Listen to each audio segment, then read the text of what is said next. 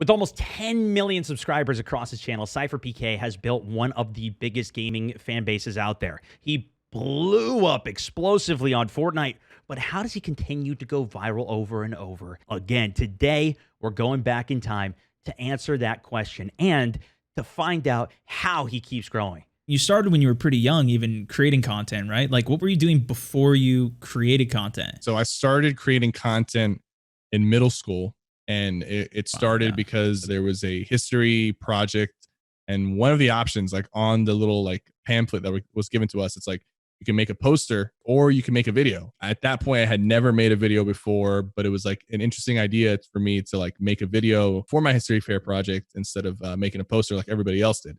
Sure. So I downloaded this free like editing software. I forgot the name of it. It wasn't Windows Movie Maker, but it was like one step above. And I just started editing this like history project. And like I was recording with like my crappy laptop built-in microphone and like lining it up and downloading images from Google. And just I made my project and I did well, but I had a good time editing that video. And then right after that, I took my love of gaming. At the time I was playing RuneScape, and I started recording RuneScape videos and editing them. And then I eventually made the YouTube channel in 2011. Yeah, that's what I saw. I mean, you just got tons of RuneScape videos up as like where you started with all this. Did you see other people uploading RuneScape content, or were you just playing a bunch of game and was like, oh, I got some great clips, like I want to post, like now I got the editing software, I kind of figuring this stuff out. Is that what got you more into it? I was already watching some RuneScape YouTubers, SparkMac, Chris Archie, you know, SoSolid2k, a lot of the OG RuneScape YouTubers, and I looked up to them and they were pretty inspiring in terms of me wanting to take on this like, well, at the time, it wasn't a career choice. It was just more of like, a hobby that I wanted to do. I didn't even really know that you could make money from streaming or doing YouTube. So, but I was definitely into it. And I definitely wanted to get my name out there and like become like a popular RuneScape YouTuber. If you want to blow up like Sypher when he got started, engaging with your audience is key, right? Well, that's why today's sponsor is O. Here's Snoopy sharing how you can utilize the tool. O is a new app that makes it really easy to interact and engage with your audience. And it's got very unique ways where you can create challenges, quizzes. You can have your fans that actually tune in and interact with you and send in their own video submission. And it's also is built by former Twitch executives, so they really understand what it means to create interactivity. There's going to be a link to the app in the description, and I really encourage you to check it out.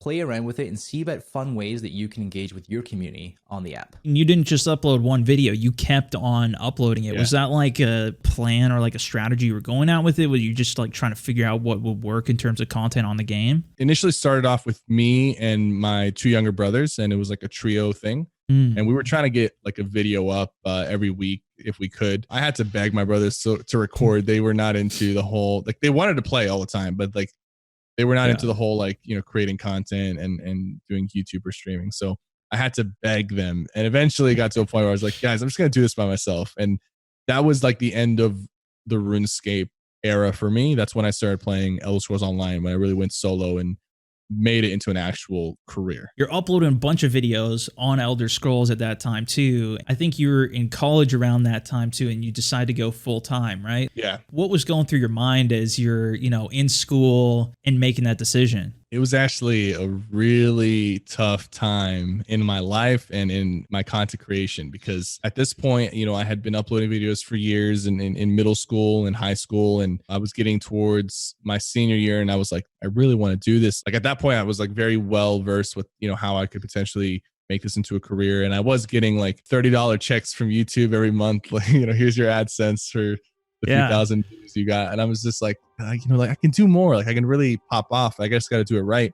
The first summer after I graduated, I started streaming every single day. I was streaming Elder Scrolls Online. Prior to that, I only streamed a couple times on RuneScape, but I had like 2,000 followers on Twitch. And I was like, okay, I'm going to stream every day and try to, you know, by the end of the summer, make this into something more. That summer passed, and, you know, I started getting 100 average viewers. I still wasn't partnered. Back then, you had to have like 500 average viewers to get partnered on Twitch. So it was a bit more challenging. So I did go to school for that first semester, and the second summer rolls around, and I'm like, okay, this time, you know, I've got a good base, 100 average viewers. I've been streaming throughout, you know, the semester. Like I would come back from school, stream a few hours, and this summer I'm going to go hard. I'm going to get my Twitch partnership. I'm going to get enough subscriptions and support to do this for a living, and I'm going to drop out of school and like go for a year and try to really make it something. My parents said, okay, if you can pull that off, we'll support you.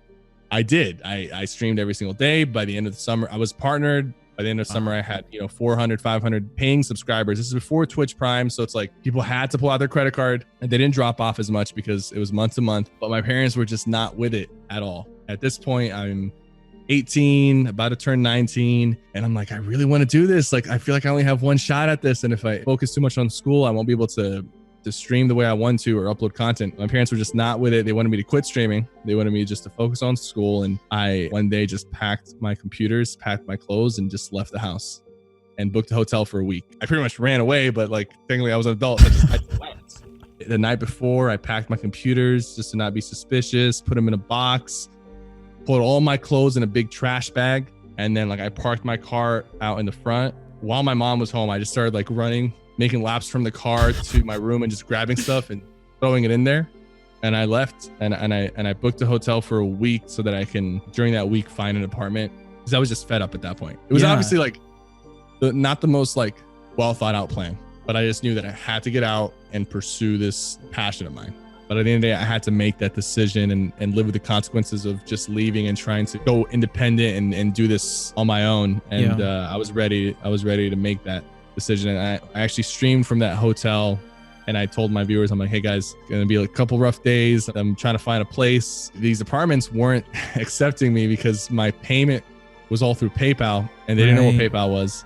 Like, we need a bank statement. I'm like, I just recently made a bank account, but I don't have enough statements. I had a realtor help me out, and until today, that realtor subscribed to my Twitch channel. Oh wow, that's awesome. And he still tunes in, and he like found somebody who knew somebody, and he's like, this guy's legit. He's a gamer. He uses PayPal. Do you know what PayPal is? Just give him a shot, and he won't miss rent. And I got in a little apartment and got my stuff set up, and I went right back into the streaming and content creation. Elder Scrolls Online was a strange choice because when I started streaming it the year before, there was nobody streaming the game on Twitch. 10 viewers was like #1 in the directory. Thinking back, it was like really risky for me to even like pursue streaming on that game because there wasn't really a streaming community for that game at the time. But we somehow just kind of like went at it for a little bit, and eventually like enough of the people who were watching like my Elder Scrolls YouTube content started kind of transferring over. Yeah. And like the 10, 20 viewers turned into 50, turned to 100, turned to 300. And, at its peak, we were getting anywhere from 500 to 1,000 viewers on Elder Scrolls Online. But when I wasn't streaming, like there wasn't anybody watching the game really, besides like maybe a couple hundred. Is that you just like seeing this opportunity of like, hey, nobody else is really doing this and I'm going to create the community around this? Or was it just like, you really like the game? Like, because that is really like to see that small of a category that you're essentially building up yourself. And I don't say that in like a arrogant way. Like we really did build up that community from the ground up. There wasn't anyone watching. It took time. It was a process, but it was just because I loved the game. Like it was really just, I was so in love with the game. I was also so good at the game. I was really good at PvP, had a lot of the top builds, and I was good at like theory crafting and testing different setups and then posting those videos. And then everybody who wasn't good at PvP was like, okay, let's try this setup up and like, help people get better at PvP. And that's kind of what sparked the educational side of me, which, led into Elder Scrolls and then eventually For Honor and then now Fortnite. So when Fortnite came out and I started playing it and I really liked the game, but of course, my 400, 500 viewers would quickly go down to 80, 70 when I was playing Fortnite. Yeah, that's quite a different one. This time I was just like, no, I like this game. I see potential. It's growing. I'm just going to stick with it. Like I'm going to take this risk and stick with it. My goal is to try to get that base audience that's willing to watch anything and just grow it as much as I can through community events, just through interacting with the chat and having that more personal connection with some of the viewers. So there was, a chunk from Elder Scrolls that stuck with me, and then a chunk with For Honor that came back with me to Elder Scrolls, and then a small chunk that went with me to Fortnite. It was enough. Like it was just enough. Like getting those 100 people, 150 people to watch me play Fortnite was just enough to where I said, okay, 100 people during my regular streaming hours puts me like 20 rows down the list on Fortnite. That's not enough. Not enough people are scrolling down that far. But then I thought 100 people at 5 a.m. gets me on the 4th row. And that's when in December, I made a decision to start waking up at 5 a.m. and start streaming like by 6 at the latest with those 100 people that like, were watching at any given time. But at 5 a.m. it was better 100 because that put me up on the list and people started trickling in. And then finally I started seeing some growth because the first couple months of Fortnite, I think I gained like 40 new followers after a month of streaming. But then when I started doing the 5 a.m. schedule, I was gaining 20, 30 followers per day. And I was like, okay, this is actually something I can work with. And the explosion didn't really happen until the Trap Tower clip, like the famous viral Trap Tower clip happened. I mean, talk me through that a bit. We were uploading Fortnite videos. None of them were doing well, but we uploaded one video early on when somebody in the chat was like, at this point I was pretty good at the game. I had been playing for a month and I was, better than most of the average players. And someone was like, how do you win a game? That was the question. They donated $5. They're like, how do you win a game? I'm like, listen, while I was gliding down, I decided, you know what? I'm just going to like say out loud what I'm thinking, what I'm doing during this whole match. Yeah. I finished the whole match saying everything out loud. Win the match. Everyone was like, dude, that was great. You should do that more often. So I'm like, let's just make that a YouTube video. So we just cut that part from the stream, upload it as a YouTube video. And that video was the first video on my channel of Fortnite that did really well. And it was the first video to hit 100,000 views on Fortnite. Even my Elder Scrolls videos weren't really even reaching those numbers. At this point, I think I had 70 or 80,000 subscribers on YouTube and then 70 or 80,000 followers on Twitch. But all those followers were Elder Scrolls and For Honor, not Fortnite. Right. That's what flipped things. But the Trap Tower was actually a very, very calculated move in terms of what I was trying to achieve. I was seeing all these streamers, Ninja, doing cool things, trick shots, and these clips would go viral. And I was like, I want to do a viral clip. So I'm thinking like, what can I do to stand out? What technique or contraption can I build in the game that would potentially go viral if I pulled it off? And they added the launch pad and I was like, okay, launch pad, traps. What if you launch somebody into a trap? What if you built a tower full of traps and with a launch pad at the bottom and baited people to jumping it? That is not actually something that is new to me because in Elder Scrolls Online, you can build houses in the game. My house had a carpet over a trap hole that when visitors came to the house and they walked over the carpet, they would actually fall to their death through the carpet. So like this, tricky baiting play style, even in PvP on Elder Scrolls and even on For Honor, kind of was there for a while. So like it definitely was inspired by that. I got the clip. I finally pulled it off. It took me like a full day of streaming to pull it off. But when I did, I was so excited, not because I pulled off the clip, but because I knew the potential that what this clip could end up being. And like I tweeted the clip out and I posted it on Instagram and it didn't get any traction, but like all the other, BCC trolling hit me up and they were like, hey, your clip is awesome. Do we have permission to use it? I'm like, yes. And then like all these other, Facebook pages and everyone was sharing it and it just like 10, 20, 30, 40 million views. It got posted on like the Fortnite Reddit. It got to the top of the Reddit. And I'm like, yes, this is working. The next day, I go from 100 average viewers. My next day, I peak at 300 on Fortnite. And after that, I was like, dude, this is actually happening. Like, I'm actually making this work. I was so, so happy. And I'm like, it can't stop there. I need to do more stuff with these traps. I need to do more stuff with the launch pads. So every week, I was coming up with like a cool trap kill or a cool launch pad play. And every week I was also coming up with the educational commentary. So like on Twitch, it was like the, trolling the last player, trapping the last player, like pulling off all these crazy like ways and creative ways of killing the last player for that live entertainment value. And then through YouTube, it was all educational stuff. It was like, this is how you play. This is how you edit. This is how you trap. This is how you do this. And both of those were working together side by side to like lead up to where we're at now. You had all these things coming together that it feels like, at least it looks like, it was like just a perfect snowball. You now have even a bigger opportunity. What's your mindset of like, how do I make the most of this? I was streaming and then editing the videos, but that wasn't working too well because I wanted to stream more. And I was streaming from 6 a.m. to like 7 or 8 p.m. And then I would start editing the videos after that. And then I talked my wife into quitting her job to start editing the videos. And she did. She was with it, and she was like my co-host on the stream. Like she was never on stream, but she was sitting next to me and she was like switching the songs. Something that was really big is we always played hot 80s music and people were always in a good mood. And she was the one picking all the music and stuff. But then like when we recorded educational commentary, I'm like, all right, babe, I recorded commentary. She would go and cut the VOD like while I'm live, make a thumbnail and then post it. Yeah. And she was the video editor for a long time. She was the one for a few months. She was the one, cutting the videos, posting it while I'm live. And then eventually she decided, okay, we need to build out a team. Yeah.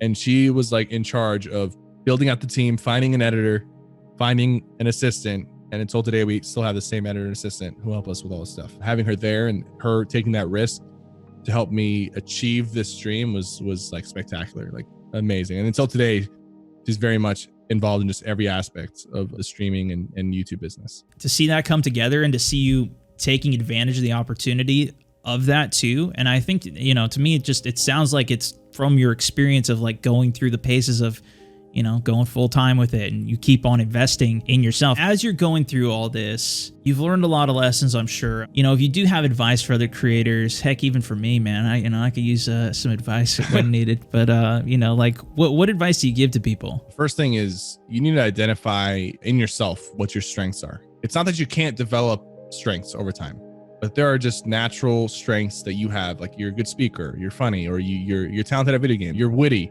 or whatever it is in your personality. And sometimes it takes being honest with yourself, like as to what you're good at and what you're not.